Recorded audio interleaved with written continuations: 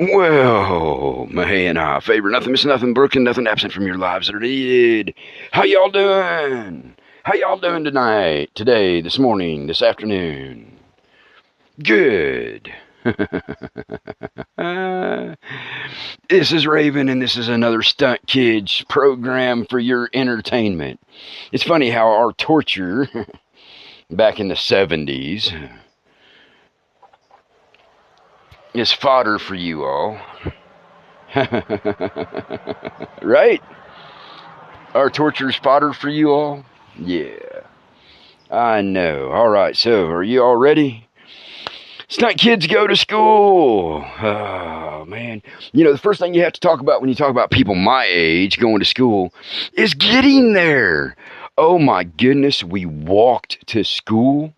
You know, and I'm telling you right now, man, it's just like the old people say. I'm getting up there. That's not right. That's not right. But I will tell you this. It was uphill both ways. It was uphill both ways in a blizzard and pouring rain all at the same time. Yes, yes, yes, yes. No, actually, for me to get to school, it was down the road about a quarter mile to the corner where they had this little thing set up for us kids out there to sit in while we waited for the bus. Man, in the wintertime when there wasn't snow on the ground and school was in, you would walk down there and you looked like that poor kid from the Christmas Story. Quomp, quomp, quomp. I mean, you could barely move because you had thermal underwear on, you had blue jeans or whatever, shirt, and then you had a snowmobile suit or your winter coat or whatever. I mean, because it was cold. And you know what? We got down there to the corner, all of us that went that direction, got down to the corner, and we sat there very high, sometimes throwing snowballs if there were any snow available, waiting for the school bus. And you know, you would get in trouble. We are sitting there waiting for the school bus, and if the bus driver pulled up just as you were throwing a snowball, you would get a lecture when you got to school. Now, wait a second. I'm waiting out in the cold, and there's snow on the ground, and I got to wait for, 10, 15 minutes. We had it timed out pretty good. 10 or 15 minutes for the bus to show up, and we throw a snowball. You can't throw snowballs while you're waiting on the bus. What? I'm not at school. Come on. But yeah, we had walking. If you lived in town, most people walked to school. Oh my goodness. You might have to walk 8 or 10, not giant city blocks, but you might have to walk 8 or 10 blocks to school. I mean, we had some kids that lived all the way down at the other end of town. And by that, I mean maybe a mile and a half. And they walked to school on days when the weather was nice. There was no lines of parents parked outside dropping off their kids or picking them up. And if it was raining when you got out of school, you walked home. It didn't make no difference. If it was raining on the way to school, you carried an umbrella, and the teacher complained about your shoes getting wet from all the mud puddles you stomped in. Just saying. It wasn't me. It wasn't me. But bicycles. Man, we had bike racks out in front of the elementary school. And literally, there was like 1, 2, 3, 4. There were 4 bike racks, and you could park bicycles on both sides. And if the thing would fill up in the fall and in the spring, that thing would be full. And then you'd be watching your bicycle. You'd look out the window when you went to sharpen your pencil just to make sure your bicycle was still there. Nobody ever stole bicycles back in those days, but there were some guys that went to school with you that would let the air out of your tires, assholes. But no, the bike rack would be completely full. Now, you figure that out. 4 massively long bike racks completely full of bicycles. Everybody go out there and jump on their bicycle and ride their bicycles home. Yeah. Yeah, some of them lived way down at the other end of town. They'd ride their bicycle up the hill to the school and then down the hill home. And then you had some of them that lived up on the hill above the school, which was pretty steep. They'd ride down to the school and then ride back home. You see them pushing their bicycle up the sidewalk. And even us that lived out in the country now, this is no kidding. You'd have to, like me, I'd have to ride a bicycle into town and do my newspapers. And then I'd get on the bicycle and ride up to the school. Yeah. No big deal. And even the high school had 2 big bike racks out beside it for years. Why? Because we rode bicycles. But I lived way out in the country. Hell, it was a good half mile at least down to the corner, and then another mile over to the other corner, and then 3.5 miles to town. Yeah, 5.5 miles to school. And it's not always light in the morning. The later in the year you get in the northern hemisphere, the darker it is and the colder it is. But then when I got 13 or whatever, if the weather was bad or whatever, I could take my I'd ride my bicycle from my uncle's house to school, then ride the bicycle back to uncle's house and take the car that I used to deliver newspapers out to the farm if it was really bad. Snow, sometimes I'd have to just stay in town with my uncle because there was no getting back out to the farm. But, that's okay, too. We got used to that. It was no big deal. And then there were the buses. There are kids today who have the nerve to complain because the heat and the air conditioning on the buses is not good enough. How many of you are my age? Do you remember heat or air conditioning ever reaching the middle of the bus when you were on it? If you were one of them cold people, you sat in the front right behind the bus driver, which was the worst place to sit. You couldn't get by with anything.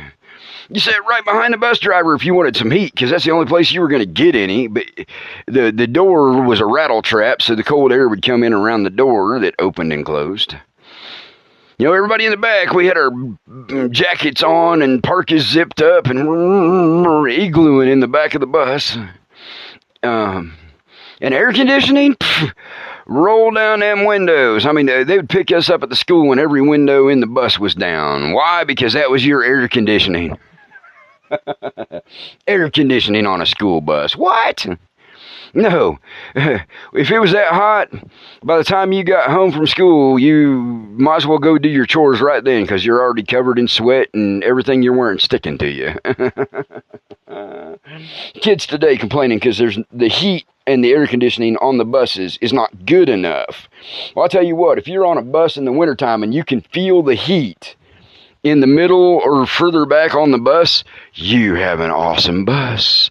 And if you have a bus with air conditioning, what the hell are you complaining about? Good gracious.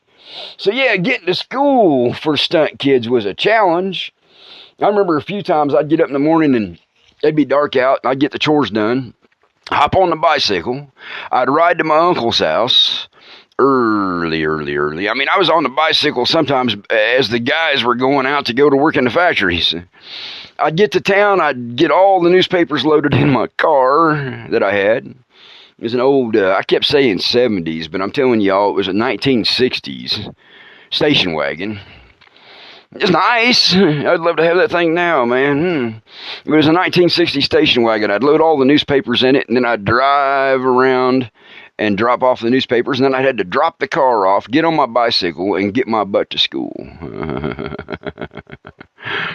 You're late again. Yeah, well, we discussed that in the Just Plain Orneries. And then you got elementary school. Good Lord. Elementary school, for us that was kindergarten through 6th grade.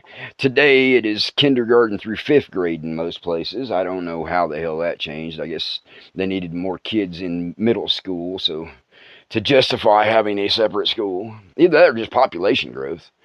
But yeah, kindergarten through 6th grade, oh my goodness, we had playgrounds and we actually had recess. Have people lost their stinking minds? What is the one thing that kids need to do? They need to go outside and run. Swing. Slide. Climb. At least like twice a day they need to run. So what do? Kids in kindergarten and 1st and 2nd grade kind of get a recess, one maybe. And the older kids get none. And then they wonder why, 4th, 5th, and 6th grade kids are so damn hard to manage. What the Sam hell? Duh. They are kids. They are designed for physical exercise and exploration and physical development. If you deny them that access, 30 minutes in the morning, 30 minutes in the afternoon, your stupidity, not their misbehavior. What do y'all think? Seriously. Oh, the kids are just terrible. They're hard to manage. They're all full of energy and they won't sit still. Well, do they get recess? No. But we had swings. Oh my God, we had swings with metal chains that would like grind the skin off your hands. Man, if you got swinging really good and you got that little tip up at the end, that chain would catch on the way down and it would just like cut a big chunk out of your fingers. Nobody complained. You went to the nurse, she put a Band-Aid on it, and you went back to swinging again. Yeah. And man, you could swing on them old swings, man. They were giant A-frames that were anchored in concrete so they wouldn't rock. Man, you could swing up in the air, and sometimes you could get so high up you could see over the swing set in front of you. We had a kid fall out of a swing from that height one time. It didn't go well. It was a broken arm. And that's when we had a teacher patrol right by the swing set. Hey, you're swinging too high. Good gracious. And of course we'd swing about halfway up and jump just to get on their nerves. None of you did that, right? Wasn't me. If somebody looked like me, giving the teacher a dirty look as he jumped from about halfway up. Of course, we had gravel everywhere. We didn't have grass or any of this fancy shit on our playground. We had big old chunk gravel and little gravel. So if you fell anywhere, it was gravel. The slides. Oh, man, we had like 3 slides when I was growing up, man. We had this great big curly slide, round. You go up on the top and down at the bottom and put your feet in the butt of the person in front of you and knock them out into the gravel. Man. And then, you did the thing where you'd get 3 or 4 people lined up so you had a lot of weight. That way you could knock the big one off the bottom. And then you had the straight slide. Holy crap, man. If people saw that today, they would have a heart attack because you'd climb up that damn thing and you'd get a nosebleed at the top of it before you got your butt on the slide. And it was hot, the sun. Either that or it was cold and your fingers would stick to it if they had any wet on them. You peel the skin off on it. It's like that kid sticking his tongue on the pole. No, it was you wipe the sweat off your forehead and touch the slide, and now your fingers are stuck to it. But no, I mean, you climb up that ladder and keep climbing, and that was one of the, you didn't see kindergartners and first graders up there. For one thing, the teachers wouldn't let them up there. But the other thing is they'd look up at it and they'd run away from it. Ah, it's the Himalayas, no. You climb that thing up, you get up to the top of it, and they had this crossbar and these 2 sidebars, and there were sidebars all the way up this. It was so steep and so high, they had sidebars all the way up the stairs as you were climbing. And you had to hang on to them to climb it. You get up on the top and your nose would start bleeding, and your ears would pop. And then you'd go down that metal slide. No sides on it. If you fell off up there at the top, you were gravel down below. Then they had the weird slide. They put it in on the hill.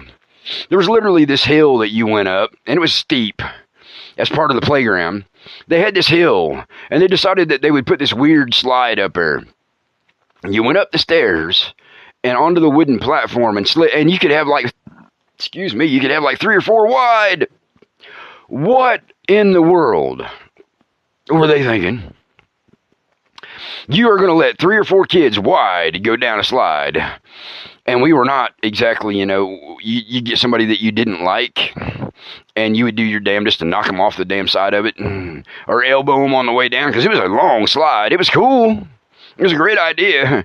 But when you can get 4 kids on a slide at a time, things are going to happen. Well, no, none of you would have done that, right? Like an elbow or an accidental foot to the back of the head. Yeah. And then my favorite tetherball. Oh, goodness. You got a pole 10 feet tall. You got a string about 12 foot long. Right? Yeah, the pole's 10, 12 foot. And the string's about 2 foot shorter, so the ball never quite touches the ground next to the pole.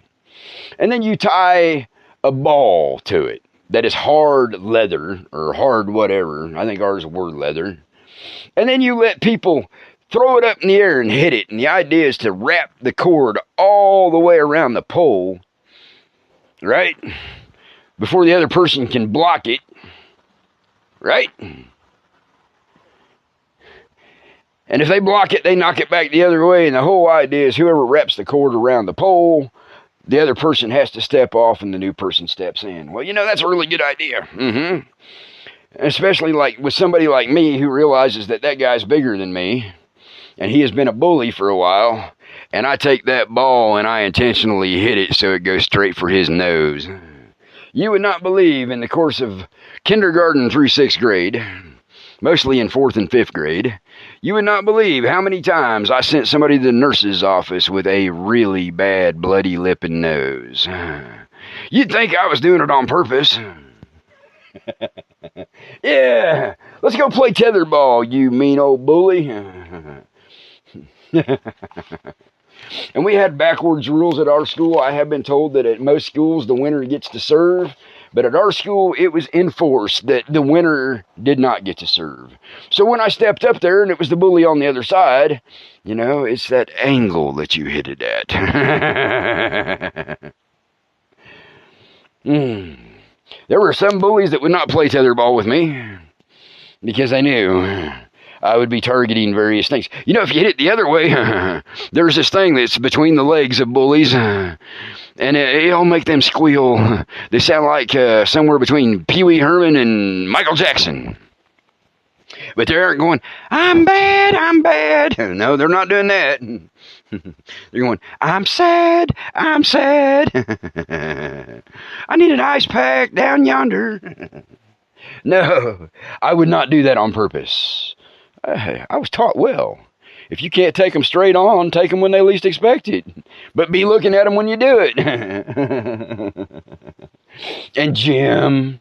We had gym in elementary school just like everybody else. Good gracious, y'all. Y'all remember the parachute dances? I don't know how many of your schools did it.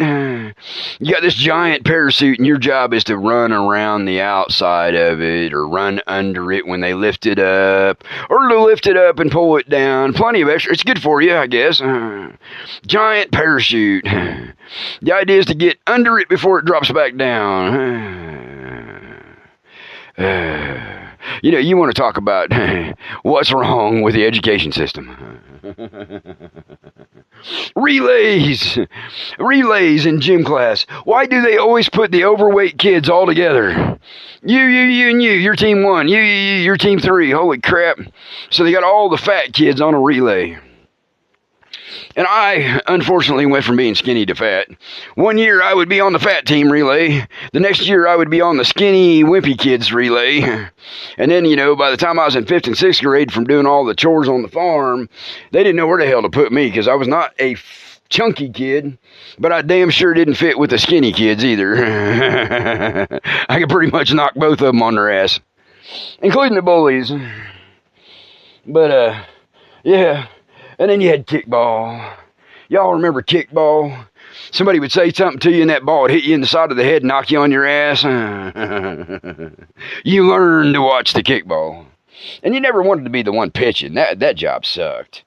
I mean, for years, you remember the gym teacher was the one that rolled the ball to make it fair for everybody to kick it. And inevitably, you'd get that one kid that no matter how he rolled the ball, you could roll that ball at the speed of a tortoise.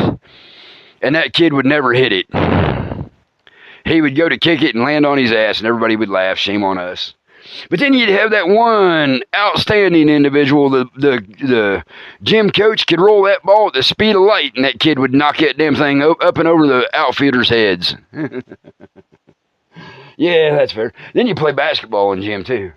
And I never could understand playing basketball as a 4th and 5th and 6th grader on a court that was so high that you could barely even get the ball to it. 5th and 6th grade, we had basketball teams, but no, I mean, it just, yeah. And, you can only play 5 people at a time, so everybody, and they would divide you up so the guys that didn't really know how to play very well were always sitting. It's like, what the heck? Oh, that was cute. That was a little hummingbird. I don't even know if you heard him was chirping at me. I planted hummingbird flowers, man. They love nasturtiums. And you know what's nice about nasturtiums?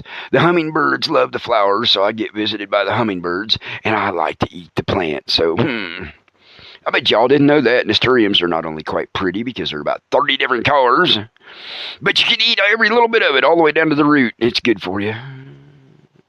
Raven's food tip for the day. Nasturtiums, not only are and they hang, so you can hang them from a basket and have them hanging down like a waterfall. That's gorgeous. Or you can do like I do. I use them for crawlers. I got places on my property where I need plants to crawl, like drainage and stuff like that. And I don't want anything that's going to clog my drainage, so guess what I grow? I grow nasturtiums, and every year they drop seeds, so guess what happens? I have food to eat, I have drainage cover, and it also slows the water down, so it slows down on my erosion.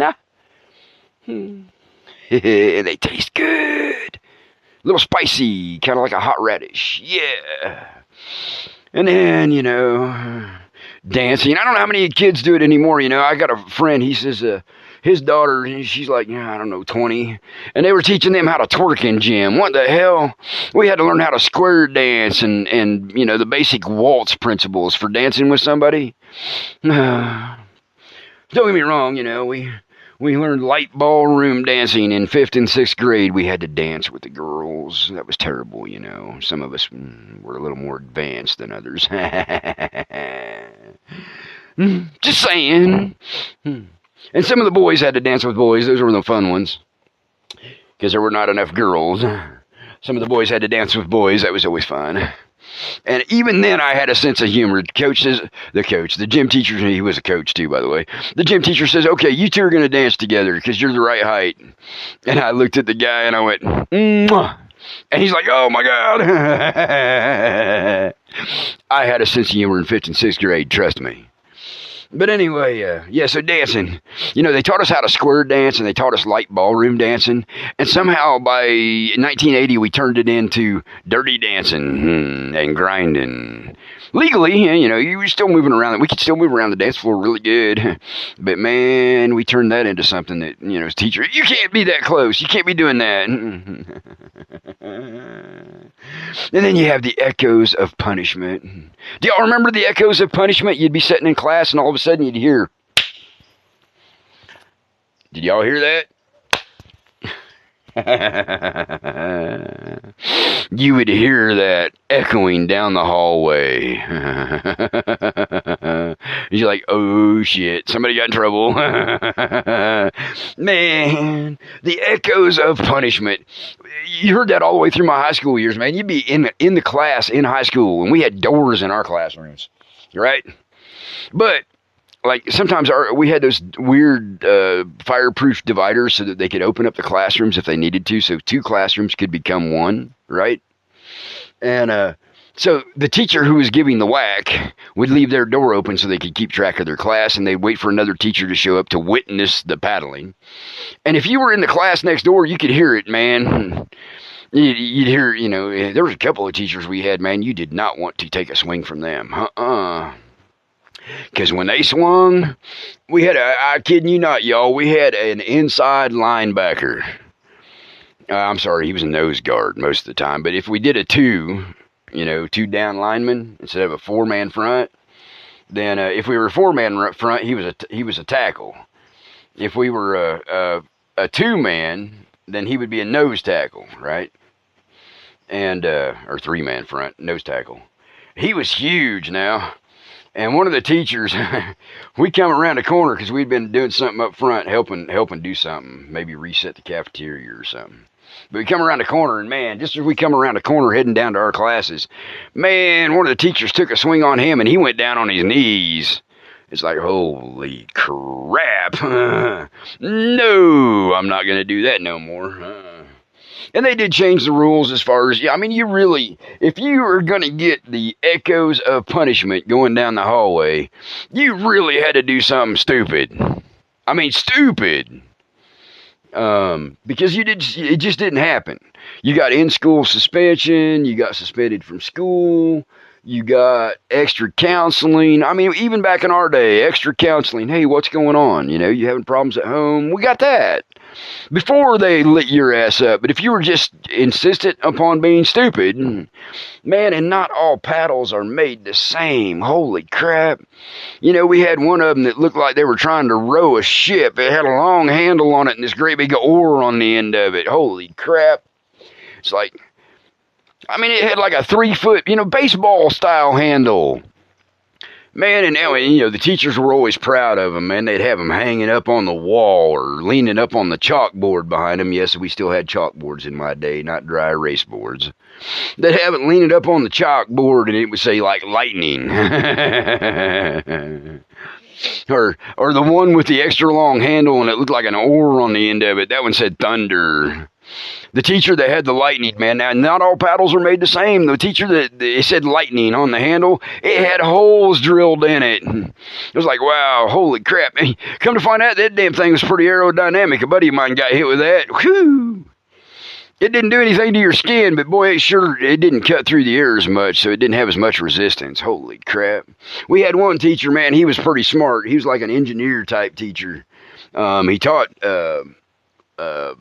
taught the machine shop. And I liked him.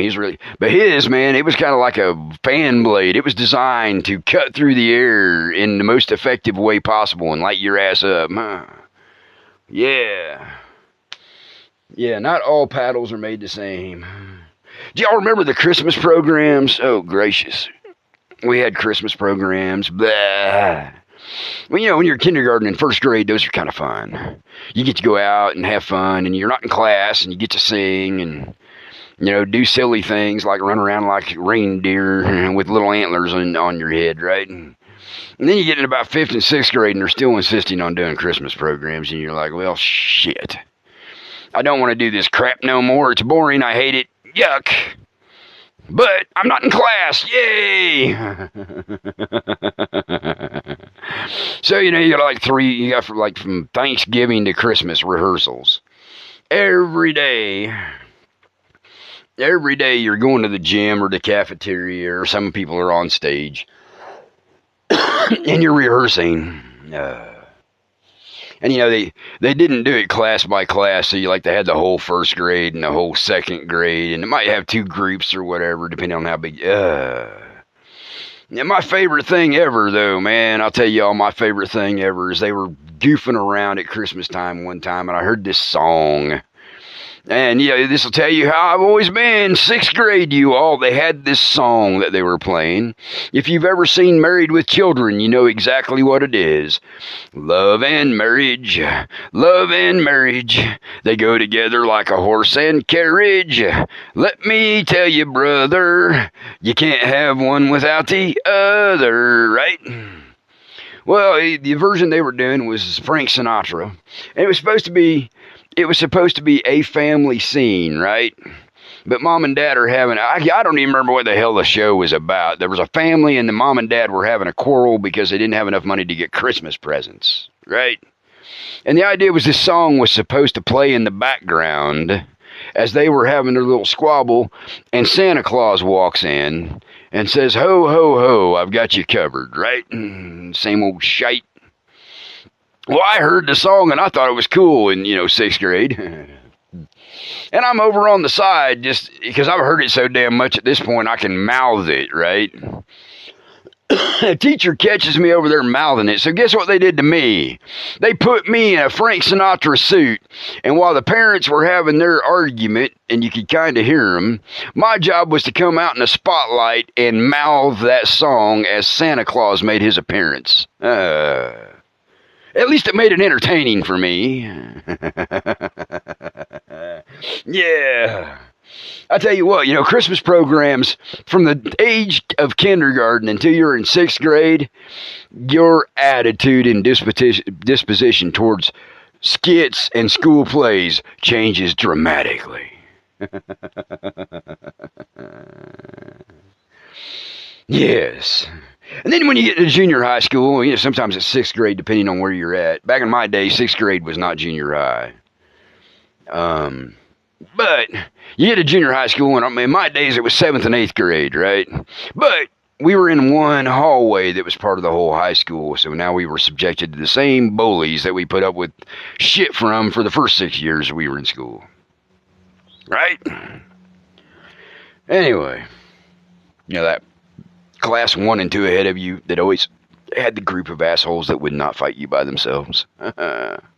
Anyway, so junior high school, man, you had different teachers. Yay, you didn't have the same fucking teacher all day long. That was part of the problem too, y'all. Don't get it. I mean, anybody who's a teacher today, you think about it. Do you want to sit in the class and listen to the same person all damn day long? It doesn't work.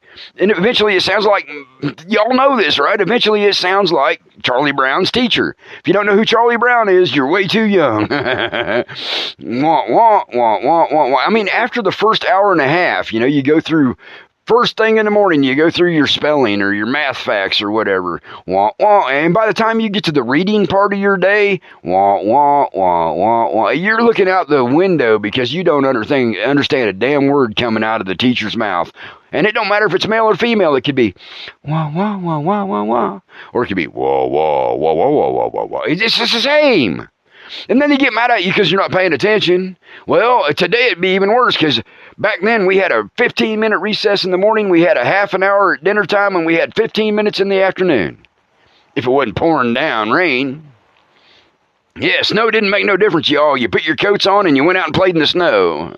Why? Because the teachers knew if you didn't get outside, you were going to drive them ape shit crazy all afternoon. Just saying. Just saying. Now, there are some schools today that are figuring it out. When the kids are having a hyperactivity day, all the teachers get together and say, hey, look, let's just take them outside and let them throw a ball around for a while. And they'll use the damn track or the football field, whatever the hell they have to, if there's no playground available. You know, a couple places I know, they got like courtyards behind the school. And when the kids in 6th, 7th, 8th grade are having problems, they still take them outside to get them some fresh air and let them run a bit. That's cool, right? Smart. But no, man, you got different teachers, so you're not hearing, you know, now you are not hearing the wah, wah, wah. Maybe first class in the morning if you stayed up late the night before listening to the radio, but, you know, it's not wah, wah, wah. You got different teachers. They're interesting for a while anyway, at least until you have them for a couple years. But no, at least it's interesting, and you get to roam the halls between classes. You don't have to ask for permission to go to the bathroom. You just go after class or between classes. You know, it's that simple. But you get to roam the halls between classes, and you got your own lockers, so you don't have to put up with that crap no more. Right? And of course, in junior high school, for me, they offered home ec. You could cook and you could learn how to sew. And it wasn't offered, you all. It was like, you're getting home ec. You're getting sewing class. Now, you know, we were not overly enthusiastic.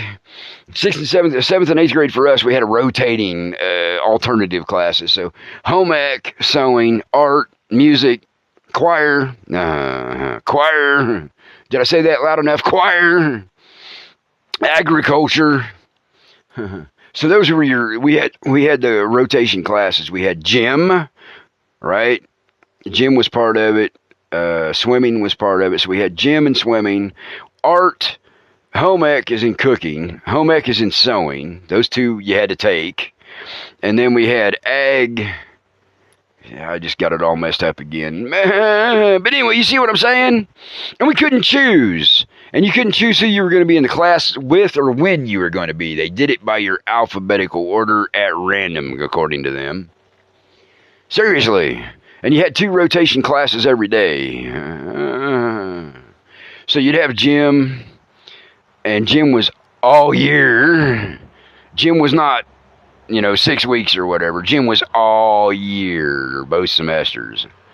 And then the rest of them rotated. So you have 6 weeks of swimming, 6 weeks of art, 6 weeks of music, 6 weeks of choir. I didn't want a week of choir, let alone 6 weeks. God bless Miss Schaefer. How do I remember her name? I got no idea. But God bless Miss Schaefer. She put up with my shit. Because I hated music. I hated music class, and I really hated choir. And it wasn't because I wasn't good at them. I could play music. I could sing. Kazoos were a little weird. And what was them other things called? You had to learn how to play a song on a recorder. The kazoos are actually kind of fun. compared to the recorders. But no, it was what it was. Y'all remember these? I do have to admit, the choir teacher did have a nice shape to her. And I was already having sex. You have to listen to Just Plain Ornery. But then, I still have a scar right in the middle of the joint. It's not on the joint, it's between the joints on my pointer finger. Now see if you can follow this. I am way older than I was then. But in sewing class, the very first time I took sewing, we had to make little stuffed animals. We had to make 2 of them. So you had to cut out the pattern, you had to pin it, turn it inside out, and sew it. Right? You had to, and we had classroom, like a little workbook we had to do too about sewing. But anyway, so we did this little workbook, and in the meantime, we were cutting out patterns, all right? We had to make 2. The first year, we made 2 stuffed animals. You had to cut the patterns, you had to pin the patterns together, and then you had to sew them, stuff them, turn them inside out, and stitch them. Say that fast 100 times. I still have a red dot in the middle joint of my pointer finger. Right smack dab in the middle of that finger, there is still a red dot from my 7th grade year, my first experience with a Singer sewing machine. That needle went right into my finger. I stopped it. I hollered at the teacher. And she come over, and she went, "Oh my God." I thought she was going to pass out. She was cute, too. I can't remember her name. She's a little blonde. She had a killer butt. Things I remember. She come over and she goes, I said, "Yeah, can you help me get this out of my finger?" Literally, it went down and stopped in my finger. And I still have a red dot. Things you carry with you for the rest of your life from school. Yeah. And then you got dodgeball for real. In elementary school, dodgeball was kind of like, can you throw it across the gym? Yes. You have to run all the way up to the middle line to throw it, though, right? Man, you get 7th and 8th grade and freshman year gym, that's dodgeball for real, because you all have grown. You've gotten muscles. Your muscles now know how to react to what you want them to do. So when you bring that ball overhand over your head, it is coming out at rates of speed that are not safe. I could not tell you how many times I personally got beamed upside the head and planted on the floor. Or you turn around and somebody hits you in the middle of the back and you got this big red ball mark on your back. That's dodgeball, y'all. I'll catch it, and it hits you so damn hard it feels like it put your chest out through your back, your shoulder blades. Good gracious. And as freshmen, holy crap, now we've been playing football, throwing hay. And the city kids did not have a fair fight. The guys that grew up on the farms, we were handling livestock, throwing feed, throwing hay, throwing seed, doing chores, setting fence posts. As freshmen, we had some oomph. And, man, you'd come into, and the poor city kids, they might have rode a bicycle and went to the public pool during the summer and cut some grass. Man, we could throw a ball. I tell you what, we could throw a ball hard enough, you tried to catch it and it'd put you on the ground. Now, if you didn't let go of it, the guy who threw it was still out. Dodgeball for real. Holy crap, man. Bruises, bloody noses. The side of your face is purple when you go to the next class, and you can see the waffle from the ball pattern, the waffle pattern on the ball on your face. Hey, you were playing dodgeball. Yeah, how can you tell? I can barely move my face. That is where they got the idea for doing them injections, the what do they call that? The botulism injections. It's this dodgeball hitting your face and making your whole face numb and kind of swollen up so it don't move. No, and then you had, I will say this about my school, and I don't know how soon it stopped afterwards, but I will say this. You had one option to deal with a bully that was open all the time.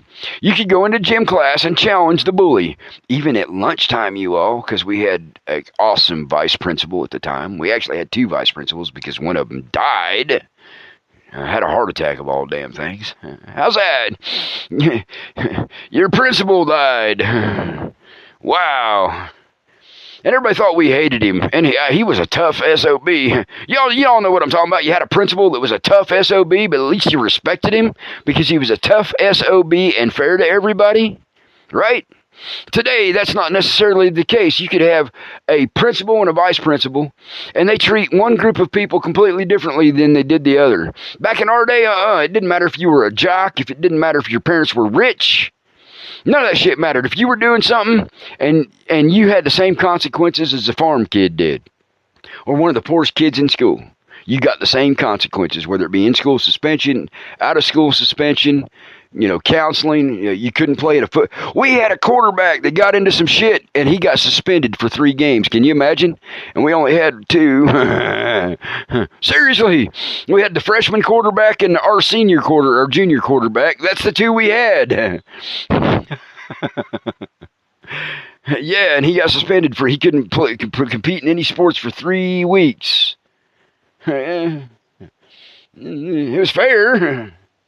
But still, same treatment. But anyway, yeah. But, you could go in lunchtime. Because, you had all the different ages at lunchtime together. From freshman to senior, just depending on your class break, right? So, you could go in at lunchtime and say, and the headgear and the mouthpieces, they were new mouthpieces in their sealed bags. But you could get your mouthpiece, your headgear, and your boxing gloves. And you could challenge whoever was giving you shit. And if they chicken shitted out, everybody in the gym knew that they were chicken shit. So here I am, a 5'10" and pretty wily freshman. And the junior was being a total dick. He had knocked me up against the hallway, going down the hallway, and it just kept on. And finally one day I walked in the gym and I walked up to the vice principal and I said, I want a boxing gloves and the headgear. So he put them on me. He says, well, who you challenging? And I yelled. And he turned around and he walked over and he laughed. Y'all, I beat the living piss out of him. Because he had no choice. He had no choice but to box. And he thought because he was bigger than me and outweighed me by about 60 pounds, he had a chance. He didn't understand what speed and size meant. The vice principal had to pull me off of him. Because after I finally hit him hard enough that he staggered, I just kept going. The vice principal pulled me off of him. But yes, that was an option not very many people used. The other option that we did have happened occasionally during lunch. The bullies finally got somebody, you got this one poor kid that everybody bullies, right? Not everybody, but the bullies bully because they know he's just a pushover. And all of a sudden that pushover snaps and turns into the son of Satan, has the bully on the floor beating his head into the floor, splattering blood as he does it. Takes 5 people, I am not kidding you. I had to hook his mouth. I literally had my fingers in both sides of his mouth, pulling him backwards while another one had him by the nose, pulling him up and he was still beating the kid into the floor. He had just finally had enough. Of course, they took him to the office and they gave him a long lecture about fighting and this and that and the other. And he got put out of school for a week, out of school suspension for fighting. And of course, they had to review the whole thing. And everybody knew that there was a bully that got his ass handed to him. Guess what? The bully got a week out of school too. And when he came back to school, he got suspended for the rest of the year because the administration had finally had enough of the bullshit. Now, we had an alternative school that the bully went to. It was basically, part of the school system, but it was like 3 teachers that handled all the trouble kids, including a couple of them that got pregnant from other schools, by the way. That's the other thing we didn't see in our schools is pregnancy. Hell no. The only person I can remember being in school and getting pregnant was one of the teachers who was dawdling another teacher. I'm just saying. And then, we could smoke when I was in school, you all. All you had to do was on your lunch hour, if you wanted a cigarette, you went out the hallway by the gym, and there was a butt can out there. And if there were any butts on the ground after lunch hour, then smoking privileges were suspended for a week.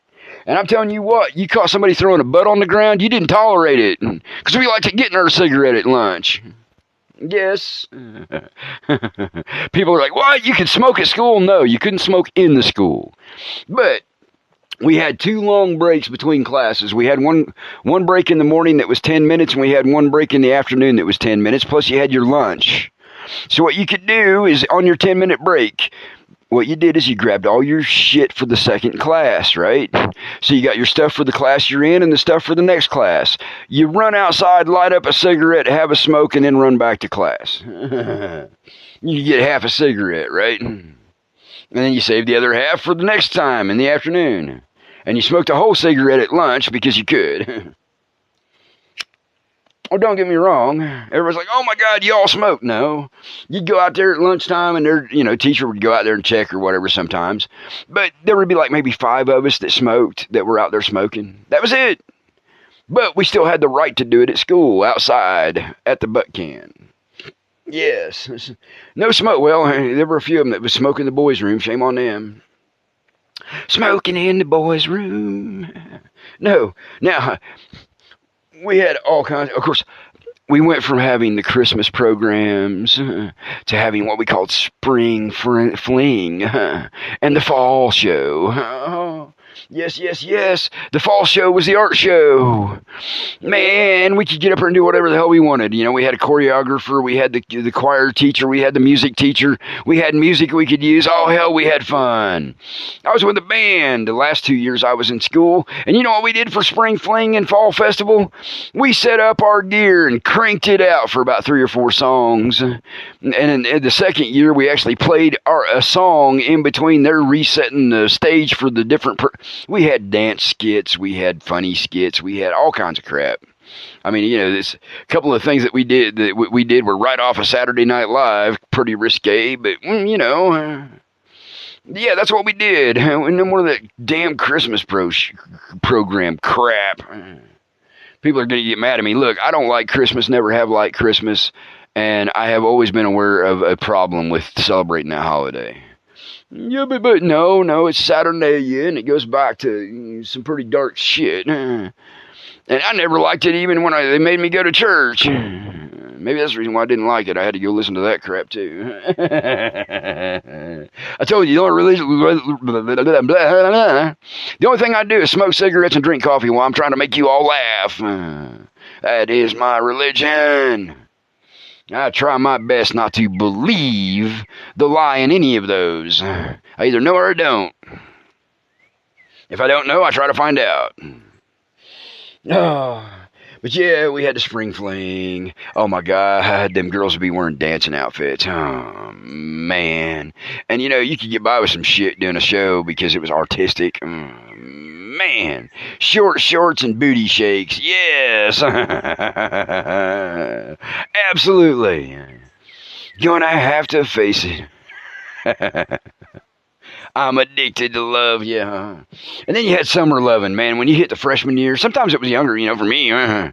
But some of it was younger, yeah. But you had the summer loving, man. You'd go on vacation and you'd meet some, or girls would meet some, and if you've never seen the opening to Grease, you might want to watch it. Summer loving down in the sand. Summer loving holding my hand. 2 completely different stories, right? Well, even if she did roll in the sand with you and you played beach blanket bingo, B, that's untying the strings. Oh, the boobies are out. N's the free space. G, the bottoms come off. Or, I'm sorry, it's B. I keep messing this up. It's because I do it improv.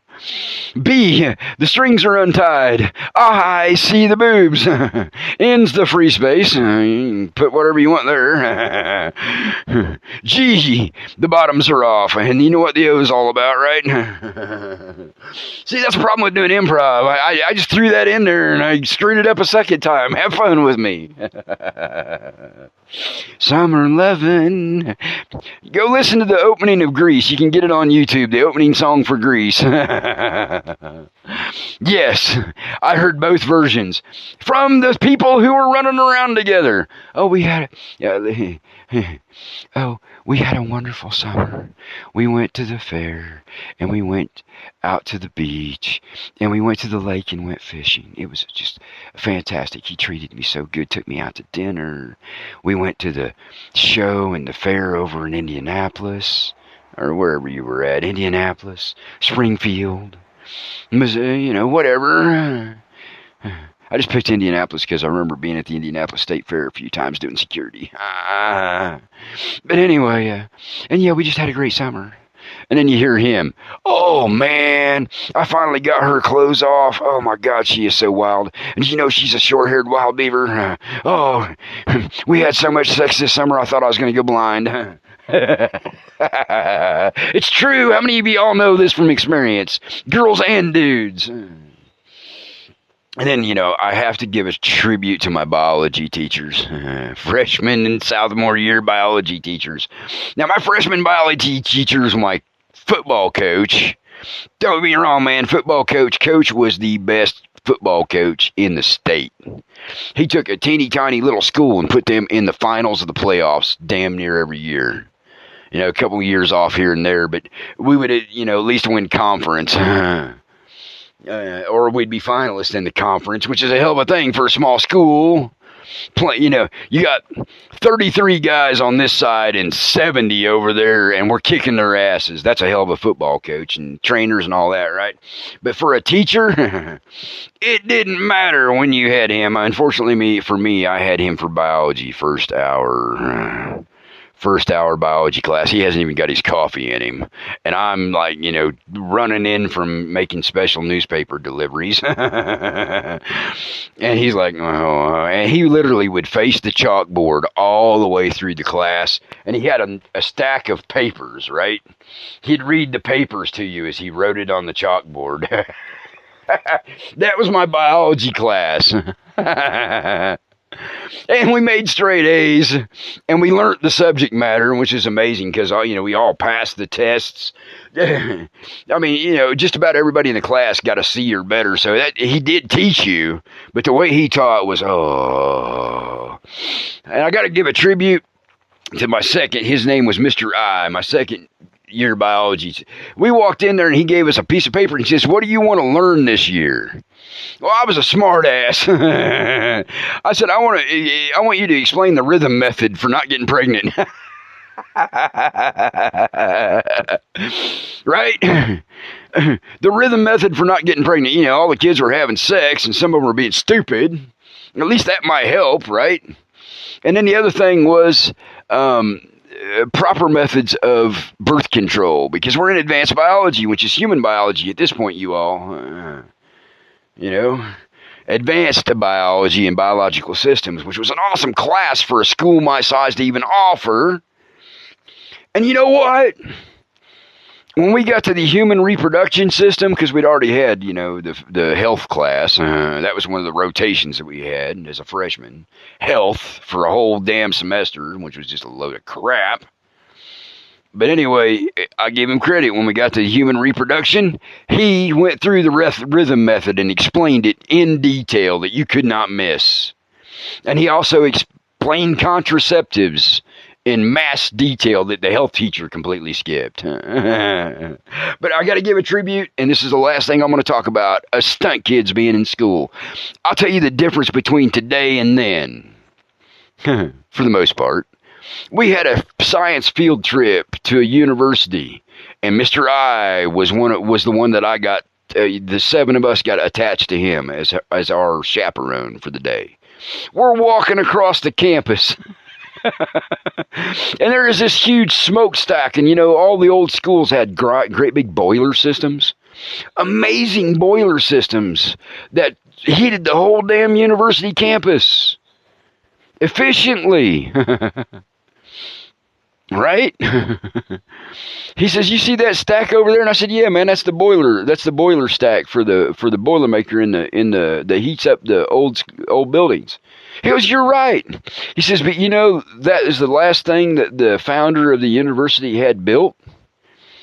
And I looked at him and I said, yeah, what's that get to? He says, well, that was his last direction. Before he died. Awesome teachers, right? Stunt kids, we were in school, they threw chalkboard erasers at us. Yes. I had a teacher who you thought was looking off to one side of the room, but his eyes were like chameleons. He would be looking over, answering a question, and you'd be cutting up over on this side, and he could, without ever turning his head, he could turn his eye and hit you with a piece of chalk, bounce it right off your skull. I went out of class one day and I had a chalk mark from the chalk itself on my forehead, dead center. I didn't screw around in his class no more. And you wouldn't believe how many times I caught you probably all would believe how many times I caught a chalkboard eraser upside the head. Hey, pay attention, and boom, it's already got you. The minute it was funny, you'd get your head about halfway turned towards the teacher, and tink, it'd hit you in the head, covered in chalk. And you had to sit and tolerate it until, lunchtime or bathroom break. Yeah. And then paddles. Not all paddles are made the same. Do not forget, I saw both thunder and lightning in use. Not on me, huh? No. Anyway, y'all, Mahe and I favor. Nothing missing, nothing broken, nothing absent from your lives that are needed. And remember, no matter when you were in school, there were crazy things, there were fun things, there were absolutely insane things. And I'm sure you found every nut in the box in one student or another at different times. But we survived it. And if any of you are still in school listening to me, you'll survive it too. You just got to learn to laugh.